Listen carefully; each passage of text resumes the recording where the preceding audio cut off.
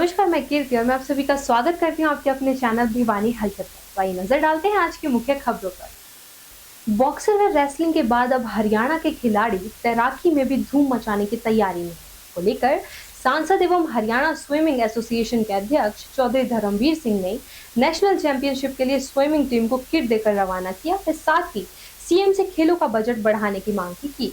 जब भी खेलों का जिक्र होता है तो सबसे पहले हरियाणा का नाम आता है, क्योंकि नेशनल हो या इंटरनेशनल गेम, हरियाणा की मेडल में भागीदारी 33% से भी ज्यादा होती है। अब ये भागीदारी और बढ़ने वाली है, क्योंकि अब हरियाणा के खिलाड़ी रेसलिंग व बॉक्सिंग के साथ तैराकी में भी झंडे गाड़ने की तैयारी में। हरियाणा स्विमिंग एसोसिएशन का प्रयास है कि हरियाणा में भी विश्व के नंबर 1 तैराक माइकल फिलिप्स जैसे तैराक तैयार। इसको लेकर हरियाणा के तैराक फिलहाल उड़ीसा के भुवनेश्वर में 16 से 20 अगस्त तक होने वाली नेशनल स्विमिंग चैंपियनशिप के लिए रवाना हुए हैं, जिन्हें सांसद एवं हरियाणा स्विमिंग एसोसिएशन के अध्यक्ष चौधरी धर्मवीर सिंह ने किट देकर रवाना किया। इस दौरान सांसद चौधरी धर्मवीर सिंह ने कहा कि बीते 15 सालों में हरियाणा में स्विमिंग को बढ़ावा मिला है।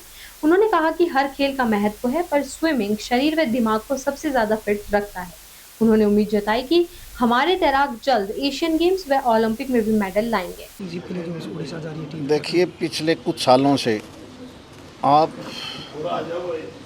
खासकर स्विमिंग के बारे में देख रहे हो, और ये हरियाणा स्विमिंग की वजह से हरियाणा प्रदेश के बच्चे एक मेडल जिस प्रकार से लेके आ रहे हैं, इस प्रकार के हालात आज से 15 साल पहले नहीं थे प्रदेश में।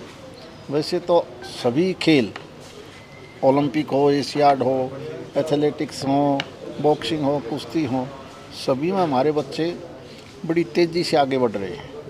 और क्योंकि ये मैं स्विमिंग का प्रधान हूँ, अनिल जी, हम सारे साथी मिलके, और मैं बधाई देता हूँ सभी साथियों को जिस प्रकार ये मेहनत कर रहे हैं, और उसी का नतीजा है कि अब ये 16 अगस्त से 20 अगस्त तक भुवनेश्वर के अंदर अभी जो हमारी चैम्पियनशिप होगी, उसके अंदर कितने बच्चे हैं? 35 बच्चे जाएंगे हमारे, लड़के और लड़कियां दोनों, और ये 17 साल की उम्र तक। तो मैं बधाई देता हूं सभी साथियों को, इनकी मेहनत की वजह से, कोची साहब की मेहनत की वजह से आप अभी कभी जाके गुड़गांव, फरीदाबाद, पलवल, बहादुरगढ़, इवन सिरसा, सोनीपत जाके देखोगे तो क्या मेहनत करते हैं बच्चे। और एकमात्र ये गेम ऐसा है जो शरीर का सर्वांगीण विकास करता है। तो दोबारा से बधाई सभी साथियों को, और मुझे उम्मीद है कि जिस तेज़ी से आप मेडल लेके आ रहे हो, आने वाले समय में आपकी मेहनत की वजह से ये मेडल गोल्ड तक भी आने की हम उम्मीद करते हैं।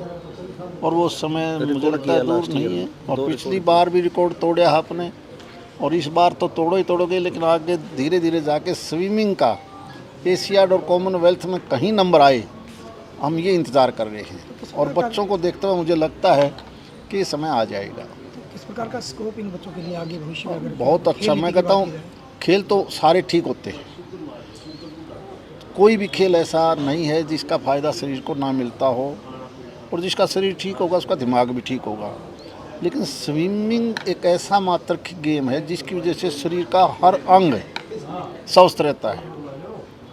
यानी किसी डॉक्टर के पास जाने की ज़रूरत नहीं। अगर कोई स्विमर है और स्विमिंग करता है तो ये मान के चलो कि अपने आप में स्वस्थ रहेगा। तो खेल नीति का कितना लाभ होगा? देखो, खेल नीति ऐसी बात है कि खेल कोई आज का तो है नहीं। हम जब गुलाम थे तब भी खेल था, हज़ारों साल से खेल हमारा हिस्सा है जीवन का।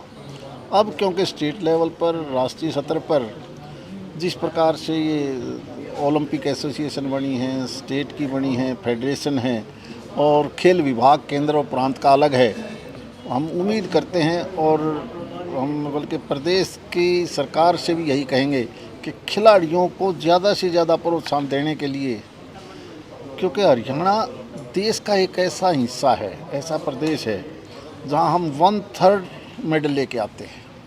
और जिस रफ्तार से हम आगे बढ़े हैं, इसके ऊपर हमें थोड़ा सा और ध्यान देने की ज़रूरत है। यानी इसके ऊपर और थोड़ा ज़्यादा बजट हमने देना चाहिए, ऐसा मैं मुख्यमंत्री जी से भी बात करूँगा। ये हमारे 35 स्विमर नेशनल में जा रहे हैं, जिसमें से 16 स्विमर हमारे बॉयज़ हैं और 19 हमारी गर्ल्स हैं। तो इसमें हमारे उड़ीसा में भुवनेश्वर में 16 से 20 अगस्त को होने जा रहे हैं नेशनल जूनियर और सब जूनियर नेशनल। उसमें हमारे लास्ट ईयर हमारा रिजल्ट रहा था कि 4 मेडल के साथ 2 नए रिकॉर्ड किए थे हमने। तो इसमें हम अब आगे, जैसा कि हमारे प्रधान चौधरी धर्मवीर सिंह जी ने बताया है कि और हम इनको विश्वास दिलाते हैं कि इससे ज़्यादा इजाफा करके मेडलों में लास्ट ईयर से अच्छा प्रदर्शन करके हरियाणा का और हमारे प्रदेश का नाम रोशन करेंगे।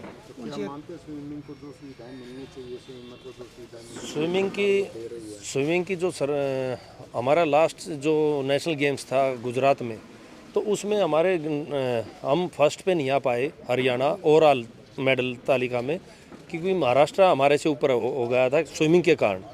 फिर हमारी मीटिंग माननीय मुख्यमंत्री हरियाणा सरकार ने हमारी मीटिंग जो स्पोर्ट्स की ओलंपिक की मीटिंग हुई, तो उसमें ये डिसाइड किया कि सबसे ज़्यादा मेडल किस गेम के आते हैं, जो कि नेशनल गेम्स में ओवरऑल चैंपियन हरियाणा किस वजह से पीछे रह गया। तो उसमें एक स्विमिंग के इवेंट 155 मेडल अकेले एक स्विमिंग से आते हैं, जो कि महाराष्ट्र फर्स्ट आने का कारण भी वही है। हमारे और गेम में तो जैसे रेसलिंग में है, कबड्डी में है और अपना हॉकी में है, ये टीम गेम जितने हैं, बास्केटबॉल टीम है, हैंडबॉल टीम है, उसमें 1 मेडल आता है। लेकिन हमारे स्विमिंग में 155 मेडल, स्विमिंग एक बहुत बड़ा इवेंट है, उसमें उसको देखते हुए 155 मेडल को देखते हुए सुविधा अभी हमारे हरियाणा में बहुत कम लेवल पे है, क्योंकि अभी ऑल वेदर स्विमिंग पूल जैसे कि बहादुरगढ़ में है, गुड़गांव में है, और अभी एक हरियाणा गवर्नमेंट ने बहुत बड़ा एक स्पोर्ट्स कॉम्प्लेक्स अम्बाड़ा में बनाया है। तो उससे ये रिजल्ट अब देखने को मिल रहे हैं कि हम हर बार हर नेशनल में हमारे हरियाणा के बच्चे नेशनल रिकॉर्ड कर रहे हैं। मेरा नाम वीर दलाल है। मैं 4 साल से स्विमिंग कर रहा हूँ, लेकिन आज तक मेरा नेशनल में मेडल नहीं आ पाया, क्योंकि बहुत कम सुविधा है हमारे उसमें स्विमिंग के बारे में, स्विमिंग की जगह। तो मैं ये चाहता हूँ सरकार स्विमिंग की सुविधा बढ़ाए ताकि हम भी ओलंपिक्स में जाएं। ठीक है ना, ओलंपिक जैसे खेल हो जी। मेरा नाम सुहानी अलावत है और मैं फ्लाइंग फिश स्पोर्ट्स एकेडमी की तरफ से हूँ। मैं हरियाणा स्विमिंग एसोसिएशन की तरफ से उड़ीसा खेलने जा रही हूँ जूनियर नेशनल स्विमिंग चैम्पियनशिप के लिए। मैं 5 इवेंट्स में जा रही हूँ और अगर सरकार हमें और ज़्यादा फैसिलिटीज़ देंगी तो हम और ज़्यादा मेडल्स लेके आ सकते हैं। आजादी के अमृत महोत्सव के अंतर्गत मेरी माटी मेरा देश अभियान कार्यक्रम में पुलिस कर्मियों, आम नागरिक व विद्यार्थियों को भारत को एक विकसित राष्ट्र बनाने, भारत की एकता एवं अखंडता को सुरक्षित रखने व भारतीय नागरिक का कर्तव्य पूर्णतः पालन करने की पंचपूर्ण की शपथ दिलवाई गई व मिट्टी को नमन वीरों का वंदन कार्यक्रम अभियान भी चलाया गया। वहीं पवन कुमार एसएचओ सिविल लाइन थाना ने जानकारी देते हुए बताया कि पुलिस के द्वारा मेरी माटी मेरा देश कार्यक्रम के अंतर्गत पंच प्रण की शपथ ली गई। आजादी अमृत महोत्सव के तहत मेरी माटी मेरा देश अभियान कार्यक्रम के तहत पुलिस कर्मियों को शपथ दिलाई गई। जिले में सभी प्रबंधक थाना के द्वारा कर्मचारियों के साथ साथ स्कूलों में व सार्वजनिक स्थान पर भी जाकर लोगों को शपथ दिलवाई गई। इस अभियान में वीरों को याद करने के लिए देश भर में विभिन्न कार्यक्रम आयोजित किए जा रहे हैं। आजादी के अमृत महोत्सव के अवसर पर मेरी माटी मेरा देश कार्यक्रम के अंतर्गत मिट्टी को नमन वीरों का वंदन कार्यक्रम अभियान भी चलाया जा रहा है। एवं सार्वभौम परंपरा पर और हम निरंतर गौरवान्वित होकर इस मनोभाव को अंगीकार करेंगे। हम प्रतिज्ञा करते हैं देश की एकता व अखंडता को अक्षुण्ण बनाए रखने हेतु सदैव एवं अनवरत प्रयत्नशील होकर मेरा माटी मेरा देश प्रोग्राम सरकार की तरफ से लॉन्च किया गया है। 15 अगस्त के अवसर पर यह प्रोग्राम चला हुआ है। मैं चाहता हूँ ये प्रोग्राम हमारे दिल से चले, हर रोज चले। हर व्यक्ति के मन में देशभक्ति की भावना रहनी चाहिए, अपने देश के प्रति समर्पण की भावना दिन रात उसके अंदर जागृत रहनी चाहिए। और किसी भी समाज के वर्ग में धर्म के आधार पर, जाति के आधार पर कहीं भी वैर, वामनस्य या दुर्भावना की भावना पैदा नहीं होनी चाहिए। अब आगे 15 अगस्त का हमारा शुभ त्यौहार आ रहा है। इसके ऊपर मैं अपील करना चाहूँगा, किसी भी आम व्यक्ति को अगर कोई संदिग्ध व्यक्ति या संदिग्ध कोई वस्तु दिखाई देती है, तुरंत पुलिस को सूचना दे, ताकि किसी भी अप्रिय घटना से समय रहते बचा जा सके। आज मेरी माटी मेरा देश के प्रोग्राम पे पुलिस विभाग में हमारे थाने के अंदर जो है शपथ का कार्यक्रम है, एक शपथ आयोजन की गई है। अभी वो शपथ का ऑर्गेनाइज किया जाएगा और अपने देश के प्रति, देश की एकता के प्रति और मन कर्म वचन से एक शपथ का प्रोग्राम है, उसका प्रण लिया जाएगा कि देश की एकता अखंडता बनी रहे, भाईचारा बना रहे। अपनी लंबित पड़ी मांगों को लेकर 5 दिनों से यूनियन के बैनर तले लघु सचिवालय के सामने धरनारत आशा वर्कर्स द्वारा शनिवार को शहर भर में प्रदर्शन करते हुए विधायक घनश्याम सराफ के आवास का घेराव किया गया, तो मांगों का ज्ञापन भी सौंपा गया। उनका कहना था कि यदि सरकार समय रहते उनकी मांगे नहीं मानती है तो वे अनिश्चितकालीन हड़ताल करने को मजबूर होंगे। वहीं इस मौके पर आशा वर्कर्स ने बताया कि वर्ष 2018 में सरकार और आशा वर्करों के बीच समझौता हुआ था, लेकिन सरकार टस से मस नहीं हो रही। इसी को लेकर आशा वर्कर्स 5 साल से अपनी मांगे मनवाने के लिए धरना प्रदर्शन कर रही है। उन्होंने कहा कि यदि सरकार उनकी मांगे नहीं मानती है तो कार्य बहिष्कार कर अनिश्चितकालीन हड़ताल पर चले जाएंगे और इसका खामियाजा सरकार को भुगतना पड़ेगा। उन्होंने कहा कि सरकार बेटी बचाओ का नारा देती है, लेकिन आज बेटियां सड़कों पर हैं। अगर बेटियां सरकार को कुर्सी पर बैठाने का काम कर सकती हैं तो हटा भी सकती हैं। ऐसे में सरकार को समय रहते संज्ञान लेना चाहिए। मेरा नाम दर्शना है और मैं आशा वर्कर यूनियन जिला भिवानी की उप प्रधान हूँ। जी, आज का कार्यक्रम क्या है? आज का कार्यक्रम पिछले 5 दिनों से हमारी हड़ताल जारी है। आज हम लघु सचिवालय से होते हुए घनश्याम जी का घेराव किया है, लेकिन कुछ आश्वासन नहीं मिला। उसको यही नहीं पता कि आशा वर्कर करती क्या है और उनका काम क्या है, उनको कितने रुपए मिलते हैं। कभी तो कह रहा है कि 1000 रुपये मिलते हैं, कभी कह रहा है कि 500 रुपये मिलते हैं। और उसने कोई अच्छा सा संतोषजनक घनश्याम सराफ जी ने हमें कोई आश्वासन नहीं दिया। हम उसकी आश्वासन की घोर निंदा करते हैं। अगर कम से कम दरवाजे पर कोई बंदा जाता है तो उसे संतोषजनक जवाब तो दे दे। एक तरफ तो ये कह रहे हैं कि बेटी बचाओ बेटी पढ़ाओ, दूसरी तरफ तीसरे दिन बेटियों को सड़क पर लाने के लिए मजबूर कर रहे हैं। हम सरकार को मीडिया के माध्यम से चेता देना चाहते हैं, अगर सरकार हमारी मांग नहीं मानती है, हमारी कोई नई मांगे नहीं है। 2018 में सरकार ने हमारे साथ समझौता किया था और वो समझौता आज तक लागू नहीं किया गया है। अगर सरकार हमारी मांग नहीं मानती है तो हम पैन से लेकर पहिया तक जाम कर देंगे और सरकार की ईंट से ईंट बजा देंगे। अगर ये सरकार सोच रही है कि भाई हम कुर्सी पर बैठे हैं, कुर्सी पर बैठाने वाले भी हम ही हैं और गिराने वाले भी हम ही हैं, हम इस सरकार का जवाब ईंट से ईंट बजा देंगे और इसको गिरा के ही दम लेंगे। तब तक क्या करिएगा? मेरा नाम सुशीला है, मैं आशा वर्कर यूनियन की जिले की सेक्रेटरी हूँ जी। हड़ताल का आज हमारा 5वां दिन है। सरकार टस से मस नहीं हो रही है, मांगे हमारी कोई नई नहीं है। 2018 का जो समझौता सरकार ने किया था उन्हीं बातों पर सरकार अटकी हुई है और ऊपर से तरह तरह के बयानबाजी ये सरकार कर रही है। कभी तो कह रहे हैं 19,600 हमने आशा वर्कर को दे दिया और हमारा भिवानी का सीएम जो कह रहा है 9,600 हमने आशा वर्कर को दे दिए हैं। ये तरह तरह के बयानबाजी करके आशा वर्कर को गुमराह करने का काम सरकार बिल्कुल भी ना करे। और हम हकीकत हम आशा वर्कर बहन जानती है जो 24 घंटे के मजदूर हैं, हमारी कोई छुट्टी नहीं है, हमारा कोई रेस्ट नहीं है, हमें क्या मिलता है और उस पर भी ये सरकार कैची चलाने का काम करती है। एक मात्र 4,000 रुपए में किसी परिवार का गुजारा करके सरकार दिखाए तभी तो हमें पता चलेगा कि 4,000 में होता क्या है।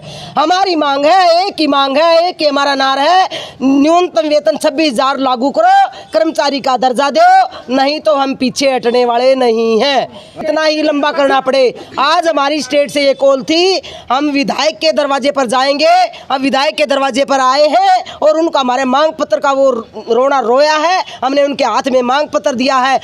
शनिवार को अपनी विभिन्न मांगों को लेकर अध्यापक संघ द्वारा लघु सचिवालय के सामने धरना प्रदर्शन किया गया। अध्यापक संघ सदस्यों का कहना है कि अध्यापक संघ द्वारा खंड, जिला एवं राज्य स्तर पर अनेकों धरने प्रदर्शनों के बावजूद भी सरकार जन विरोधी एवं शिक्षा विरोधी फैसले कर रही है, जो कि सरासर गलत है। अध्यापक संघ की मुख्य रूप से सार्वजनिक शिक्षा को बचाने, निजीकरण को बंद करने, पुरानी पेंशन योजना बहाल करने, चिराग योजना को वापस लेने, नई राष्ट्रीय शिक्षा नीति को वापस लेने, पदों में कटौती को बंद करने आदि मांग मुद्दों को लेकर धरना प्रदर्शन किया गया। उनका कहना था कि हरियाणा सरकार अध्यापक संघ के मांग मुद्दों की अनदेखी कर रही है। शिक्षा विभाग के अधिकारियों को तुरंत इस बारे में संज्ञान लेना चाहिए एवं अध्यापक संघ के मांग पत्र पर तुरंत कार्य करना चाहिए। हरियाणा विद्यालय अध्यापक संघ जिला का सेक्रेटरी हूँ और आज हम पूरे देश में STFI school teacher federation of India का स्थापना दिवस मना रहे हैं और पूरे देश में एक साथ सभी जिला हेडक्वार्टरों के ऊपर 23 अप्रैल से लगातार हमारा यमुनानगर में कर्मिक अनशन चला हुआ है।